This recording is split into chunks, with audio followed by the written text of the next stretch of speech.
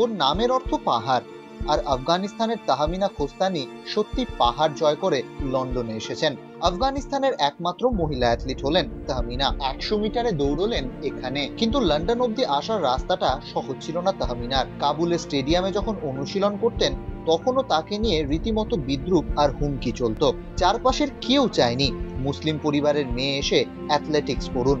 কাবুলের রাস্তায় রোজই বিস্ফোরণ কিংবা সুইসাইড অ্যাটাক। তাই রাস্তাটা সত্যি কঠিন ছিল তাহমিনার। I have a lot of problem in my country during my training, during my training for the Olympics. There's a lot of people that they don't accept me. Taliban জামানা হয়তো শেষ হয়েছে, কিন্তু প্রচুর মানুষ এখনো গোঁড়া মৌলবাদী মানসিকতা নিয়ে বসে আছেন। 2008-এ বেজিং গেমসে তাদের মহিলা প্রতিনিধি মেহবুবা আদিয়ার দেশে ফিরে প্রাণনাশের হুমকি পেয়েছিলেন। তাহমিনার অভিজ্ঞতাও প্রায় তাই। অনুশীলনের পর বাড়ি ফেরাই মুশকিল হয়ে যেত। আরো কঠিন ছিল একেবারে শুরুতে পরিবার আর আত্মীয় স্বজনকে বোঝানো। প্রবল বিরোধিতা ছিল সেখানেও। তবে তাহমিনা আশাবাদী, দেশে ফেরার পর মুসলিম সমাজকে বোঝাতে পারবেন মুসলিম মেয়েরাও পারে। I'm going to change the mind of the people about the sport. I'm going to do this in Islamic clothes, in Islam, and as a Muslim girl, and maybe they will accept me. মহিলাদের বিরুদ্ধে বৈষম্যমূলক আচরণের জন্যই 1999-এ আফগানিস্তানকে suspend করে IOC.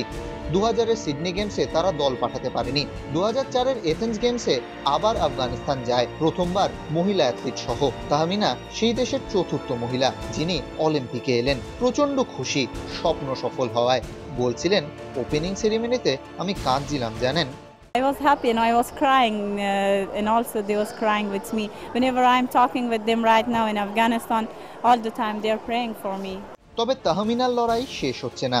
গোটা পৃথিবীর পর্দাসীন মহিলাদের তাহমিনা বলতে চান, বেরিয়ে এসো, পৃথিবীটা দেখো, পৃথিবীটা খুব সুন্দর।